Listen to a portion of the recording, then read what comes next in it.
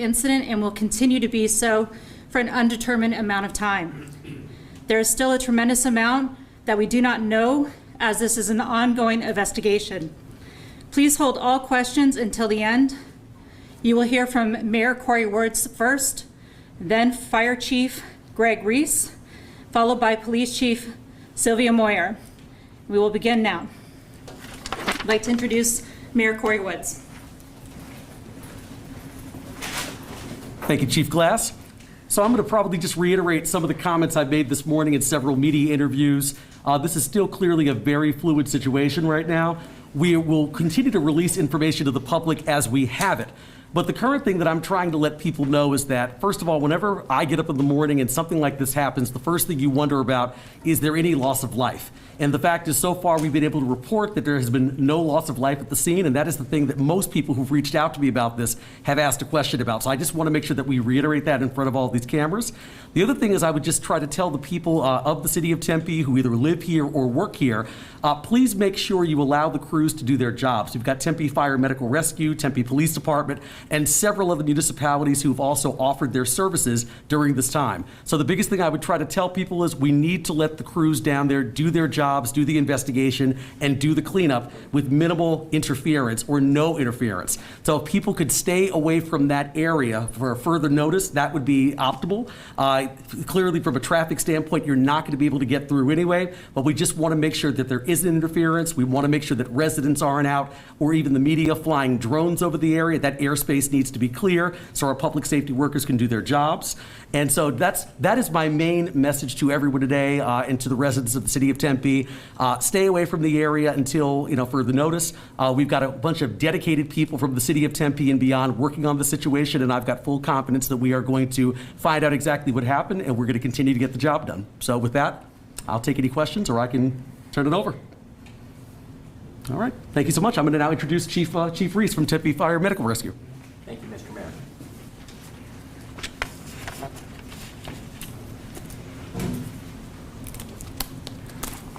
Good afternoon, and thank you for being here. And thank you for accommodating us today. It's been, as you can imagine, an extremely busy day for not only Tempe Fire Medical Rescue and Tempe Police Department, but all of our partners in public safety, as well as the agencies that we will be partnering with over the next several months as we work towards a remedy for what has occurred this morning.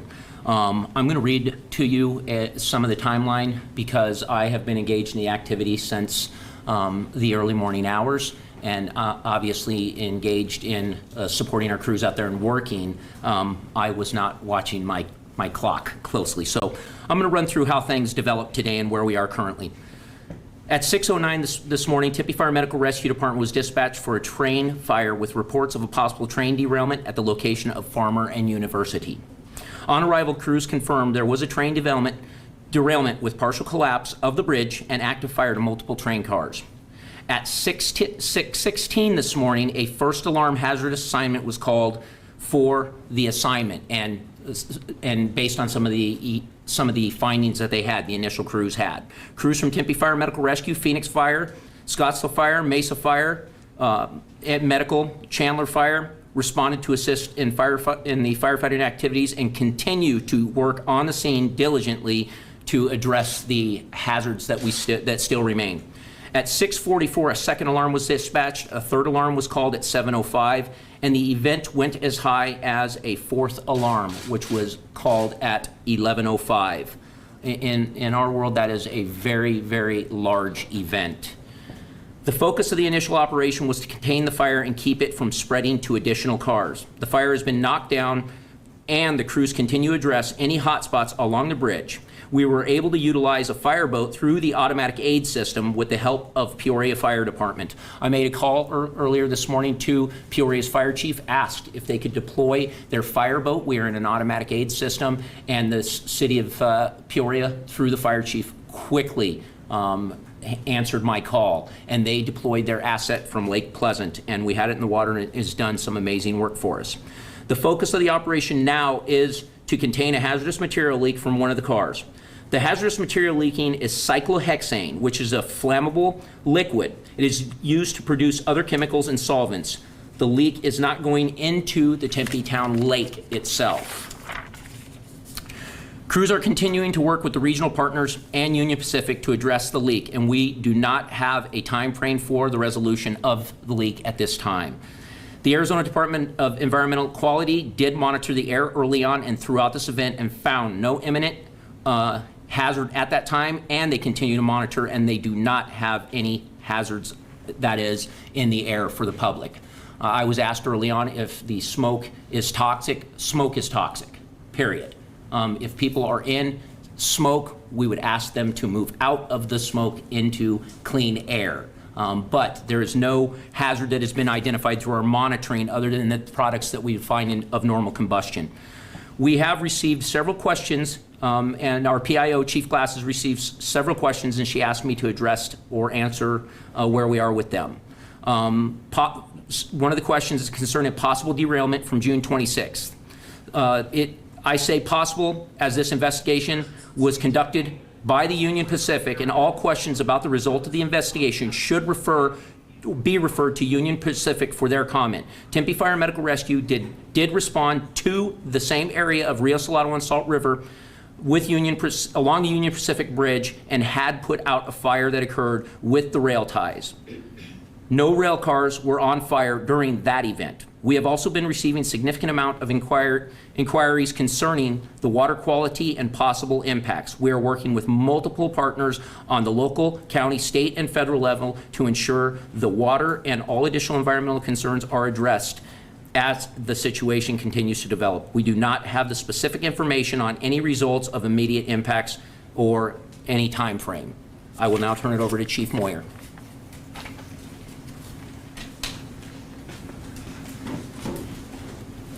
Good afternoon, and thank you for being here. The police department role in this kind of an incident is to support the men and women of Tempe Fire Medical Rescue and also to ensure public safety. Upon being alerted to this event, we had a rapid and coordinated response. Our chief goal was to isolate, evacuate if necessary, and to support Tempe Fire Medical Rescue. At this time, the Tempe Police Department is conducting operations to isolate folks from this event.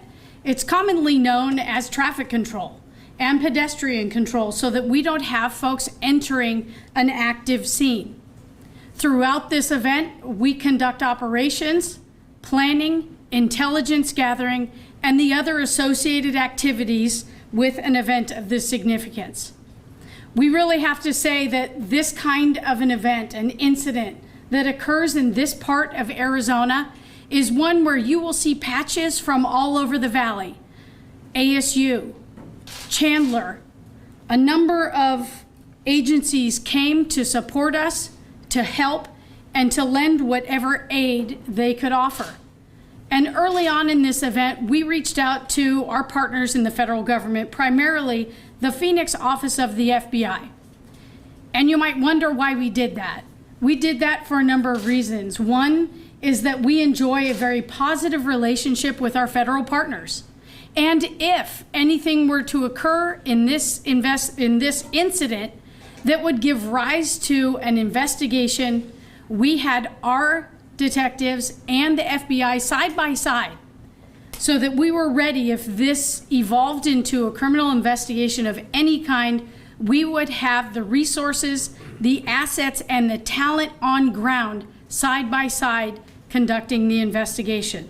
So our role is public safety. Our role is to support the incredible work that is done by Tempe Fire Medical Rescue, and we will continue to do that throughout this incident. Thank you very much.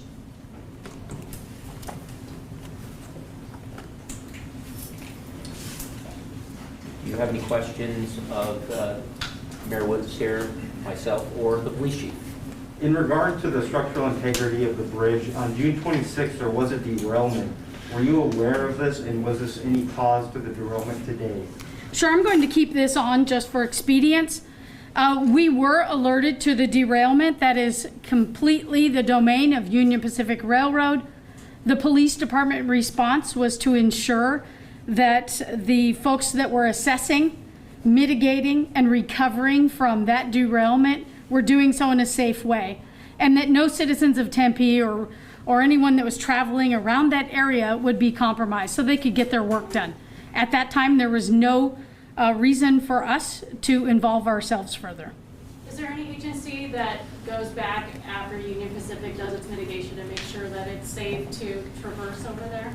So I'm not clear on the efforts that are taken in that way to ensure structural integrity, but I'm confident that Union Pacific Railroad could answer that for you. This is for whoever really wants Sure. to field it. It's an infrastructure question in terms of the damage that was done and the closures that are going on. Do we anticipate these being multi-day closures to the lake, to these roads, and are there repairs that have to be made? Sure. The question is really about infrastructure and how long it will take. While this is not my domain, I have listened to folks and heard from folks that say this will be a multi-day, even perhaps a multi-week effort. To fix all of this and get downtown? Our understanding is that for this structure, it will take quite some time to have structural integrity and open it up for folks to travel freely. Same for the lake. We take it very seriously, the conditions of our beautiful Tempe Town Lake, and we want to ensure that it is safe for folks to enjoy. So that will take some time. Chief, you mentioned the fact that you involved the FBI. I imagine there are cameras around this area. Do you have any reason to believe foul play was involved? Why involve the FBI? So we involve the FBI because of a few things. One is that they are talented professionals in this type of an investigation should something give rise to an understanding that there may be a criminal element. Also because they are trusted partners and we wanted them on the ground early. So we call our partners so that we are all together from the early stages of any kind of examination or investigation.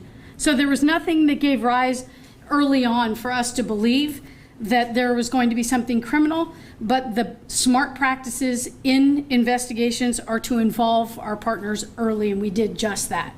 And still nothing, I mean, I know it was 6 a.m. to now, but any new developments, any video that has led you to believe criminal or rule that out? So there's a tenacious scouring occurring right now, and nothing has come to light at this point that I could reveal clearly to tell you that we're headed in any specific direction. Could Chief Reese talk more about the hazardous leak? Early on, Union Pacific said that there was no leak going on, and you mentioned that it's not going into the water, Yeah. and it doesn't appear to be hazardous in the air. Can you elaborate on that leak?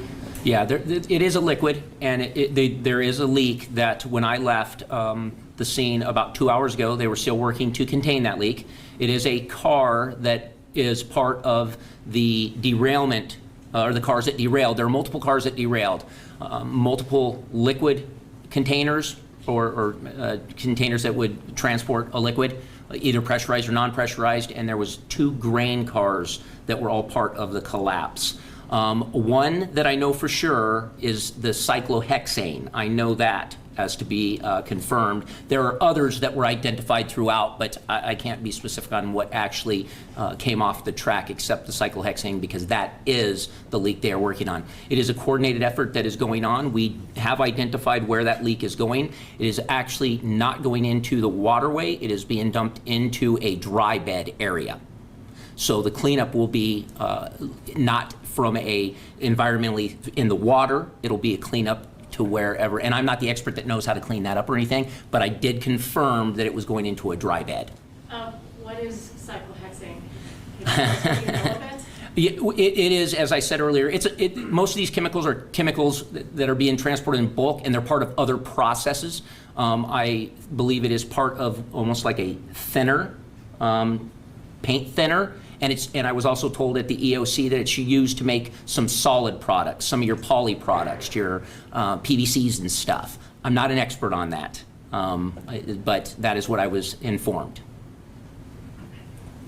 Would the mayor like to share his thoughts on the idea that there was a previous derailment and then there was an inspection earlier this month, and now we have this big disaster? You just got in office.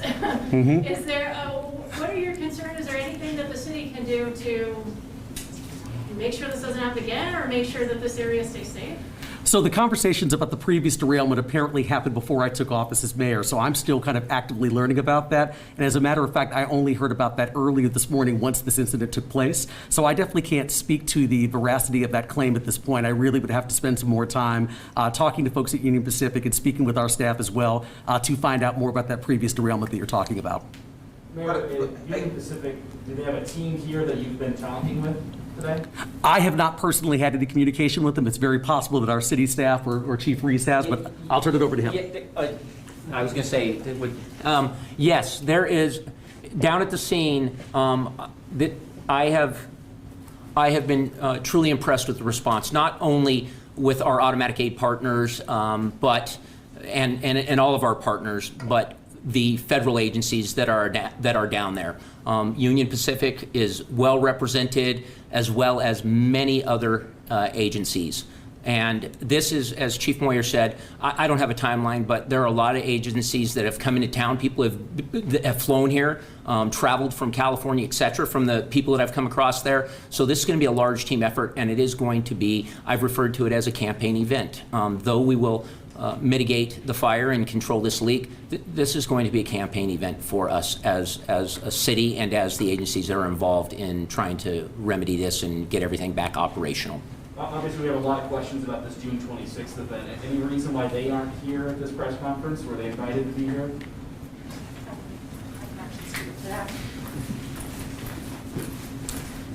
So we did invite Union Pacific to be here, and unfortunately, they have a lot of resources that are down at the scene who need to be there for the active scene. Their PIOs, we did use that information in the media alert so that you have that contact information directly and can contact them to get additional answers in regard to any previous investigations and the current one moving forward. So that's why we did include that in the media alert so that you have that direct connection. They were unable. They do have people who are coming from out of state to assist more with the media side, and that's why they're not here today. So the folks that are actually at the scene are needing to be there for investigative purposes and to assist with the continuation of the scene. For media perspective, you do have that content information that you can coordinate with, and they can provide additional information on the June 26th incident and any other questions that you might have moving forward. But we did reach out. They did want to be here, but they are traversing from out of state, and COVID obviously makes things a little bit harder. So, can you briefly describe what happened during that incident on the 26th? What scale was that at, or what happened?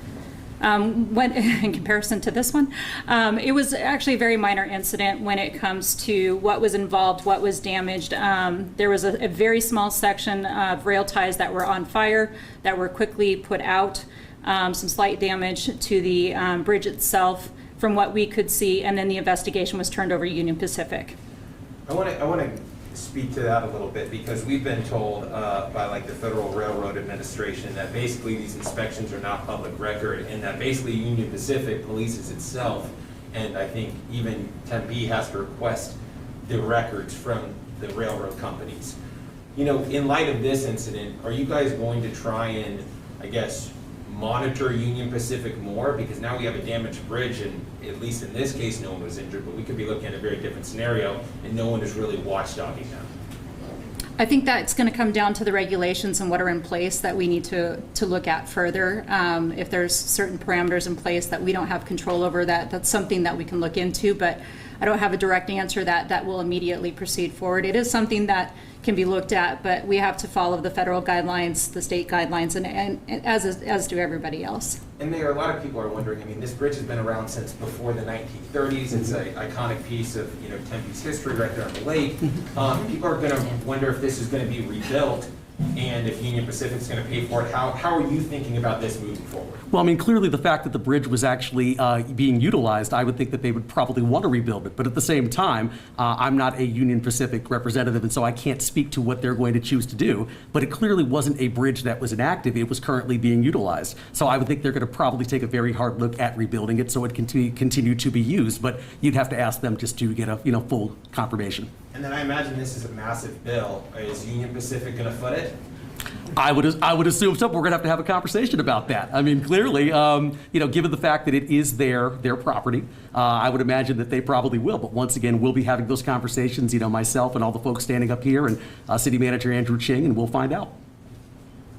Mayor, just one other. Yes. Does this affect any of the light rail traffic going across?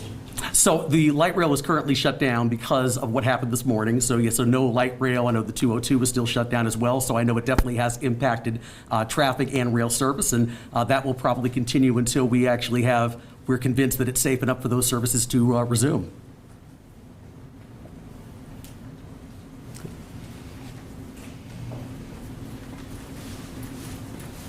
Okay, do we have any additional questions for any of our chief officers or the mayor today?